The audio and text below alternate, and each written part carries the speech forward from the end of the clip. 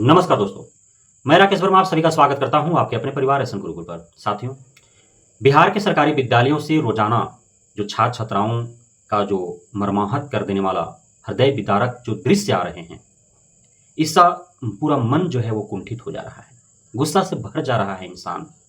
बच्चे बेतहाशा पड़े हुए हैं बेंच पर, कुर्सी पर, त्रिपाल पर, जमीन पर, नाक से ब्लीडिंग हो रहा है, उल्टी दस्त हो रहा है, बेहोश पड़े हुए हैं और उनके जो माँ-पिता हैं, इतने बेबस हैं, इतने लाचार हैं, वो बेचारे की तरह कुछ भी करने पाने में जो है असक्षम महसूस कर रहे हैं। जब उनको खबर लग रही है कि जिस बच्चे को वो पूरे स्वच्छ और स्वस्थ हालात में विद्यालय भेजे थे, वह बच्चा कुछ ही घंटों में बीमार पड़ जाता है, बेहोशी की स्थिति में है, उसका नाक से ब्लीडिंग हो रहा है, उल्टी दस्त हो गया है।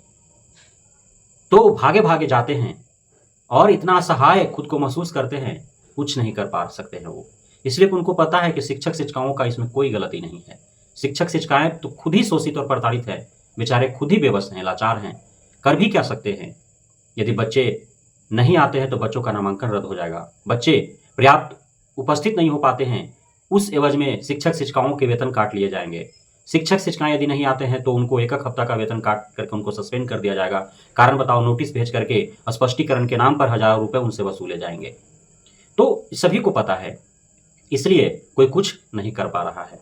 अधिकारियों तक उनकी पहुँच नहीं है, पकड़ नहीं है कि उनके जाकर के कॉलर में, उनके ग्रीवा में हाथ डाल सकता है, क्योंकि सरकारी विद्यालयों में जो बच्चे आ रहे हैं, वह गरीब है, भूमिहीन है, किसान है, मज़दूर है, बेबस, लाचार, शोषितों, वंचितों, पिछड़ों, दलितों के बच्चे आते हैं। समाज के अंत में बसे हुए जो लोग हैं, उनके बच्चे आते हैं। वो भला किसके विरोध में क्या कुछ ही कर पाएँगे? और उनके लिए न तो सत्ता पक्ष खड़ा हो पाता है, न विपक्ष खड़ा हो पाता है। सभी सिर्फ़ उनके पास एक ही मकसद से आते हैं, वोट। फिर उसके बाद कुछ भी उनके साथ हो रहा है, कितने भी परेशानियों, कठिनाइयों से गुज़र रहे हैं, कोई उनका पूछने वाला नहीं है, कोई सुध लेने वाला नहीं है। जो माँ-बाप अपने बच्चे को सही से कपड़ा नहीं दे पाता है, आप देख पा रहे हैं सरकारी विद्यालयों में जाने वाले जो बच्चे हैं, उनका जो ड्रेस है, कितने पुराने हैं, फटे-चिथड़े, कई जगह रफू, सियन करके वो भेजते हैं। हुक के जगह पर पिन लगा करके भेजते हैं, बटन के जगह पर सिलाई करके भेज देते हैं, बटन लगाने के लिए उनके पास पैसे नहीं। नया पोशाक नहीं खरीद सकते, नया ड्रेस नहीं खरीद सकते हैं, पैर में चप्पल नहीं दिला सकते हैं, कलम और कॉपी अच्छे से नहीं दिला सकते हैं, और वह जब अचानक विद्यालय में बच्चा बीमार पड़ जाता है तो उसको इलाज कहाँ से वो करा पाएंगे? लेकिन इसकी खबर कौन लेने वाला है? एक के पाठक जो हैं, वह पूरी तरह से नज़रअंदाज करके चल रहे हैं, खुद को बेखबर समझ रहे हैं। ऐसा प्रतीत हो रहा है कि के पाठक तक इन सारे खबर पहुँच ही नहीं रहे हैं। जबकि रोज़ाना पूरे बिहार भर के सभी सरकारी विद्यालयों का निरीक्षण हो रहा है। निरीक्षण के दरमियान रोज़ाना अपडेट जा रहे हैं कि क्या कुछ हो रहा है। ऐसा नहीं है के पाठक तक की बात पहुँच नहीं पा रहा है, इसलिए कि राज्यपाल तक ये बातें पहुँची। राज्यपाल ने गर्मी छुट्टी को विस्तारित करने के लिए माननीय मुख्यमंत्री के सचिव को पत्र लिखवाया, मुख्यमंत्री को बिहार सरकार को उसने गुजारिश किया कि शिक्षा विभाग को निर्देशित करे, विस्तारित करने के लिए कि इस प्रकार की घटनाएँ तमाम आ रहे हैं, हो रहे हैं, खबरें हृदय विदारक हैं, मन को कुंठित करने वाले हैं, लेकिन कोई सुनवाई नहीं है। एसीएस के पाठक के इन कुकृत्यों से समाज में इतना आक्रोश है, एसीएस के पाठक को लेकर के इतनी भद्दी-भद्दी अपशब्दों का प्रयोग लोग कर रहे हैं और करना उनका लाज़मी है, क्योंकि वो अक्षम है कुछ भी कर पाने में, वो प्रहार नहीं कर सकते हैं। वो शब्दों का वाण ही चला सकते हैं। और यह जो एसीएस के पाठक निर्लज, निर्मम, निष्ठुर, निरंकुश, आतताई, राक्षसी भाव इसके अंदर है। इसका ज़मीर मर चुका है, इंसानियत मर चुकी है, हैवानियत इसके अंदर जाग चुका है। न जाने शिक्षा सुधार के आड़ में कितने शिक्षक-शिक्षिकाओं, छात्र-छात्राओं का ये कुर्बानी लेगा। तो लाज़मी सी है आक्रोश फूटना, गुस्सा होना, और गुस्से से सभी लोग भरे हुए हैं। क्या शिक्षक-शिक्षिकाएँ, क्या छात्र-छात्राएँ, क्या अभिभावक, क्या शिक्षक-शिक्षिकाओं के परिजन, सभी गुस्से से भरे हुए हैं। सभी का सिर्फ एक ही मनोकामना अब शेष रह गया है कि काश पाठक हाथ लग जाता तो हाथ साफ कर देते उस पे। बहुत शोषित और प्रताड़ित कर रहा है। आप समझिए इस चीज़ को, आप खुद उस जगह पर खड़ा रह करके वो सोचिए कि आपके घर का कोई व्यक्ति शिक्षक के रूप में कार्यरत है और सिर्फ इस वजह से वो गंभीर रूप से बीमार पड़ता है या फिर उसकी जान चले जाती है कि मजबूरन इस बेतहाशा गर्मी में, इस भीषण गर्मी में उसको ड्यूटी करनी पड़ रही है सिर्फ के पाठक के निर्देशों का पालन करने के लिए। जबकि आप ही के आस पड़ोस के वैसे शिक्षक शिक्षिकाएं जो प्राइवेट विद्यालयों में कार्य कर रहे हैं, सेवारत हैं, वे छुट्टी का मौज कर रहे हैं। आप खुद अपने आप को जगह पर खड़ा करके रखिए, देखिए कि आपका बच्चा सरकारी विद्यालय में पढ़ने के लिए गया है और आप घर में हैं या फिर कहीं कार्यों में संलग्न है, एकाएक आपके फ़ोन बजता है और खबर आप तक पहुंचती है कि आपका बेटा का नाक से ब्लीडिंग हो रहा है, पूरा मुंह नाक भर गया है, बेहोश पड़ा हुआ है, विशुद्ध है, उल्टी दस्त हो रहा है, काफ़ी बीमार है, सीरियस है, क्या बीतेगा आप पे?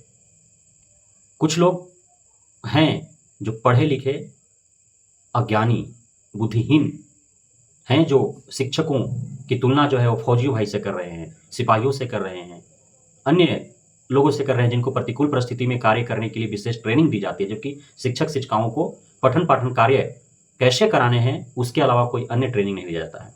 चुनाव आएगा तो चुनाव में कैसे निपटना उसकी ट्रेनिंग, यहाँ तक कि जब कोरोना काल आया था, जब क्वारंटाइन सेंटरों में जब ड्यूटी पर लगाए गए थे, तो उसके लिए कोई ट्रेनिंग नहीं था शिक्षक शिक्षिकाओं के पास, जिसका जो समझ था उस हिसाब से वो सेवा कर रहा था, सिर्फ मजबूरी में क्योंकि सरकार का आदेश था।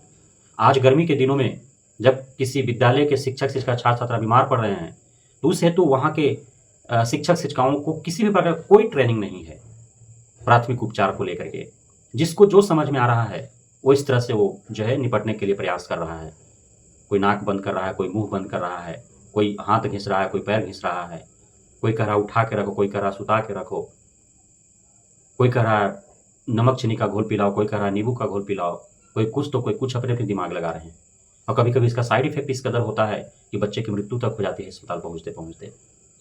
तो इस प्रकार की परिस्थितियां हैं पूरे बिहार भर में। जन आक्रोश है एसएसके के पाठक को लेकर के, और अब एसएसके के पाठक को लेकर के ही नहीं, चूंकि सरकार का कहीं ना कहीं इसमें बहुत बड़ा दोष है। क्या सरकार चाहे तो इस जो मामूली सा एक एसीएस है, आईएएस है, क्या इसको लात मार के भगा नहीं सकता था शिक्षा विभाग से? लेकिन नहीं भगाने के पीछे का मजबूरी क्या है? तो लोकसभा चुनाव में चूंकि अरबों खरबों रुपए खर्च थे, सरकार को चाहिए था पैसा चुनाव लड़ने के लिए, और एसएसके के पाठक जो है वो एकदम आराम से पैसा जो है शिक्षा विभाग से घोटाला करके और सरकार तक पहुंचा दिया। सरकार विवश है और उन घपले घोटालों को छुपाने के लिए ही शिक्षक शिक्षिकाओं छात्र छात्राओं को शोषित और प्रताड़ित किया जा रहा है। इस प्रकार के कुकृत्य किए जा रहे हैं ताकि तमाम जनमानस का ध्यान जो है वो इस ओर आकर्षित रहे, घपले घोटाले की ओर न जाए। और ये हो भी रहा है। एसएसके के पाठक इस षड्यंत्र और साजिश में बिल्कुल ही सफल हो रहा है, प्रतीत हो रहा है। हम और आप चाह कर भी उसके घोटाले के बारे में जिक्र नहीं कर पा रहे हैं, क्योंकि जो घटनाएं जो अभी हो रहे हैं, कहीं शिक्षक शिक्षिकाएं आने जाने क्रम में एक्सीडेंट हो रहे, उनकी मृत्यु हो जा रही, गंभीर रूप से घायल हो जा रहे हैं। शिक्षक शिक्षिकाएं छात्र छात्राएं जो है वे विद्यालय में पठन पाठन के क्रम में एकाएक बीमार पड़ रहे हैं, उल्टी दस्त आरंभ हो रहा है, नाक से ब्लीडिंग होने जा रहा है, बेहोश हो जा रहे हैं। तो उसकी खबरें हम और आप चला रहे हैं, क्योंकि ऐसे ऐसे दृश्य आ रहे हैं, छोटे छोटे मासूम प्यारे प्यारे बच्चे, अब पूरा मुंह नाक हाथ एकदम रंगा हुआ है, लाल लाल रक्त रंजित है। कैसा महसूस होता होगा? हम और आप ऐसे देख करके मर्माहत हो जा रहे हैं, लेकिन जिसके बच्चे हैं, जो उस बच्चे के माँ बाप या घर का कोई भी अभिभावक है, उस पर क्या बीत रहा होगा? और वो मजदूर का बच्चा है, भूमिहीन का बच्चा है, किसान का बच्चा है, छोटे व्यापारी का बच्चा है, दुकान उकान चलाने वाले का, ठेला वगैरह फेरी वगैरह करने वाले का। अब उसके पास पैसा भी नहीं है कि उस हालात में शिक्षक शिक्षिकाएं जो है उस बच्चे को, उस परिजन को दे देते हैं, तो इलाज कहाँ करवाए, कैसे कराएं? और अंततः इलाज के अभाव में जो है बहुत सारे ऐसे बच्चे हैं जो इलाज के अभाव में मृत्यु को गले लगा लेते हैं। माता पिता करे भी तो क्या करे? कैसहूं कुंठित मन से वे उस बच्चे को बुलाने का प्रयास करते हैं कि शायद वो इसी दिन के लिए था, इतना ही दिन के लिए था, और फिर सब कुछ जो है भूल जाता है समाज। लेकिन आतताई एसएसके के पाठक की जो राक्षसी भाव है शिक्षा सुधार क्रांति के आड़ में, जो इस प्रकार के मासूमों का जो गला घोंट के अपने का प्रयास कर रहा है, शिक्षक शिक्षिकाओं को जो शहादत लेने की जो प्रयास कर रहा है, इसको संज्ञान में लेते हुए और इस पर कार्रवाई होने की आवश्यकता है। अन्यथा एक न एक दिन तो क्रांति फूटेगा ही, तब तक कोई कितना बर्दाश्त कर पाएगा? ये जो आक्रोश है जनमानस में, वो एक दिन ऐसा टूटेगा, ऐसा फूटेगा कि प्रखंड स्तर से जिला स्तरीय होते हुए और आला अधिकारी जो शिक्षा विभाग से जुड़े हुए हैं, सब जो है उनको भागने के लिए रास्ता तक नहीं मिलेगा, क्योंकि सभी दोषी हैं, सभी दोषी हैं। क्यों उस एसीएस के गलत दिशा निर्देशों का पालन करने और करवाने के लिए मजबूर है सभी? क्यों बायकाट नहीं कर रहे हैं? संघ संगठन इतने बड़े बड़े हैं, कोई कुछ नहीं। सिर्फ सोशल मीडिया पर, न्यूज़ चैनलों पर आकर के भाषणबाजी चल रहा है। चाहे वो अमित विक्रम हो, ब्रजवासी मुंशीधर ब्रजवासी हों, चाहे अन्य कौशल कुमार हो, जो भी शत्रुघ्न सिन्हा जी हों, सभी सिर्फ बयानबाजी ही चल रही है। तमाम आधा दर्जन जो है बिहार में शिक्षक संघ संगठन है, छात्र संघ संगठन अलग अलग राजनीतिक पार्टियों का है। कोई आवाज़ उठा रहा है क्या? छात्र संगठन है ना जी, तो छात्र छात्राओं को तंग किया जा रहा है ना, गर्मी की छुट्टी क्यों नहीं मिला? शिक्षकों के लिए क्यों नहीं छात्र संगठन, शिक्षक संगठन जो है वो आवाज़ें बुलंद कर रहे हैं? क्यों नहीं विपक्ष इसको प्रमुख मुद्दा बना रहा है इस पूरे चुनाव? इस चुनाव में बहुत बड़ा मुद्दा हो सकता था ये, किसी ने जो है इस पर ध्यान नहीं दिया। कोई इस मुद्दे पर बात करने के लिए तैयार नहीं है। और पीस कौन रहा है इसमें? गरीब मजलूम के बच्चे, लाचार, बेचारे, बेबस, उनके बच्चे जो है पीस रहे हैं, उनके गोद सुने हो रहे हैं, उनके बुढ़ापे का सहारा छीना जा रहा है। तो इसके विरोध में सबको खड़ा होने की आवश्यकता है। कब तक चलेगा? शिक्षा में सुधार होने चाहिए, लेकिन ऐसे नहीं कि शिक्षा में सुधार के आड़ में जो है सैकड़ों शिक्षक शिक्षिकाएं, छात्र छात्राएं हम खो दें, उनकी मृत्यु हो जाए, शहादत हो जाए, दिवंगत हो जाए। ऐसे नहीं, किसी का जान ले करके हम सुधार नहीं चाहते हैं। सुधार ऐसा हो कि सब भी लोग सुरक्षित हों। सुरक्षित रखते हुए सुधार करना है, न कि असुरक्षित कर सुधार करना है। बहुत बहुत धन्यवाद आप सभी साथियों का हमारे साथ जुड़े रहने के लिए, बढ़ने के लिए, मित्रकार देने के लिए, हमें भरोसा बनाए रखने के लिए। जय हिंद।